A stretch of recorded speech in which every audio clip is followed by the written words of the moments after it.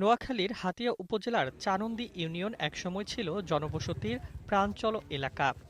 আজ সেই জনপদের বড় একটি অংশই নদী গর্ভে হারিয়ে গেছে। একের পর এক ভাঙনে নিশ্চিহ্ন হয়েছে বসতভিটা, বাজার, শিক্ষা প্রতিষ্ঠান, বদলে গেছে হাজারো মানুষের জীবনযাত্রা।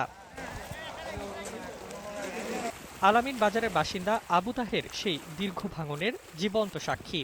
কৃষিকাজ করে জীবিকা নির্বাহ করতেন তিনি, কিন্তু জয়বাজার, কেরিংচর ও নলের চরে বসবাসকালে তিনবার নদী ভাঙনের শিকার হয়ে এখন প্রায় নিঃস্ব।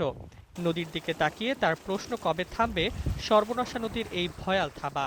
বর্তমান আমি তিনবারে বাঙ্গার কবলে পড়ে বিচ্ছিন্ন হয়ে গেছি। এখন যেখানে আছি এটা অতি দ্রুত যদি কাজ না হয় তাহলে আমি একেবারে সর্বহারা হয়ে দাঁড়াবো রাস্তার পাশে। আর কোথাও আমাদের কল্লা গুজাইবার মতো কোনো ঠাঁই অবস্থান নাই।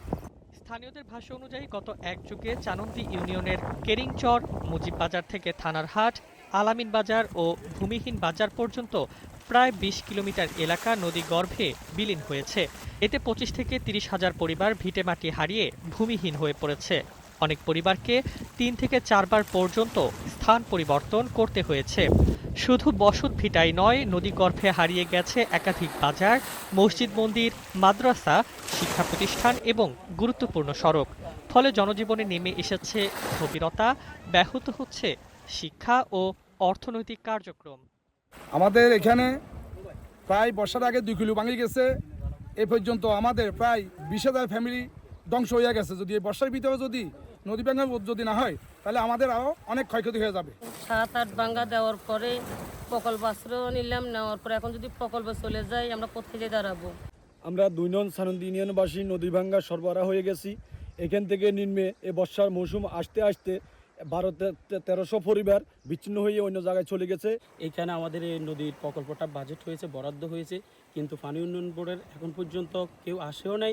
আমাদের এখানে কেউ দেখেও না যে এই কাজটা কি চলমান আছে, কি চলমান হবে, এ বিষয়ে কোনো এখন পর্যন্ত পানি উন্নয়ন বোর্ড থেকে তদারকি হচ্ছে না। আমাদের প্রধানমন্ত্রী তারেক রহমানের কাছে আকুল আবেদন, ইমার্জেন্সি আমাদের এই নদী শাসনের কাজটা করে।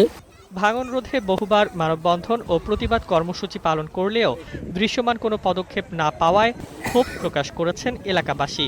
তাদের অভিযোগ, নদী ভাঙন ঠেকাতে জিও ব্যাগ ও ব্লক নির্মাণের জন্য সরকার ৬২ কোটি টাকা বরাদ্দ দিলেও এখনও প্রকল্পের কাজ অদৃশ্য কারণে শুরু হয়নি। পানি উন্নয়ন বোর্ড নোয়াখালীর নির্বাহী প্রকৌশলী এস.এম. রেফাত জামিল জানান, ওয়ার্ল্ড ব্যাংকের অধীনে চানন্দি ইউনিয়নের থানার হাট বাজার থেকে ভূমিহীন বাজার পর্যন্ত ৬ কিলোমিটার প্রোটেক্টিভ ওয়ার্ক কাজের অনুমোদন হয়েছে। এর মধ্যে ৩ কিলোমিটার কাজের টেন্ডার হয়েছে। দ্রুত সময়ে টেন্ডার প্রক্রিয়া শেষ করে কাজ শুরু করা হবে। নোয়াখালী জেলার চানন্দি ইউনিয়ন নদী ভাঙন প্রবণ এলাকা। এখানে থানারহাট বাজার থেকে প্রায় ভূমিহীন বাজার পর্যন্ত নদী ভাঙনের তীব্রতা অত্যন্ত বেশি। এর জন্য ইতিমধ্যে প্রায় থানারহাট বাজার থেকে ভূমিহীন বাজার পর্যন্ত প্রায় 6 কিলোমিটারের একটি প্রিকশনারি প্রোটেক্টিভ ওয়ার্কের প্রস্তাব দাখিল করা হয়েছিল। এটি ওয়ার্ল্ড ব্যাংক কর্তৃক অনুমোদিত হয়েছে। ইতিমধ্যে থানারহাট বাজার থেকে 3 কিলোমিটার দরপত্র আহ্বান করে গ্রহণ করা হয়েছে। এটির মূল্যায়ন চলমান। এটি মূল্যায়ন শেষে ওয়ার্ক অর্ডার হলে আমরা কাজ বাস্তবায়ন করতে পারবো। তাহলে দেখা যাবে থানার বাজার থেকে প্রায় 3 কিলোমিটারের ভাঙনটা কিছুটা লাঘব হবে এবং পরবর্তী 3 কিলোমিটারের জন্য ডিজাইন কাজ চলমান। ডিজাইন শেষ হলে আমরা পরবর্তী কাজ বাস্তবায়ন করব। শুধু প্রকল্প অনুমোদন নয়, দ্রুত কার্যকর পদক্ষেপ গ্রহণ করে বর্ষার আগেই স্থায়ী প্রতিরক্ষা ব্যবস্থা গড়ে তুললে নদী ভাঙনের এই নির্মম চিত্র আর দেখতে হবে না নদী পারের এই মানুষগুলোর। মাহির দাইয়ার, নিউজ ডেস্ক, ২১ টেলিভিশন।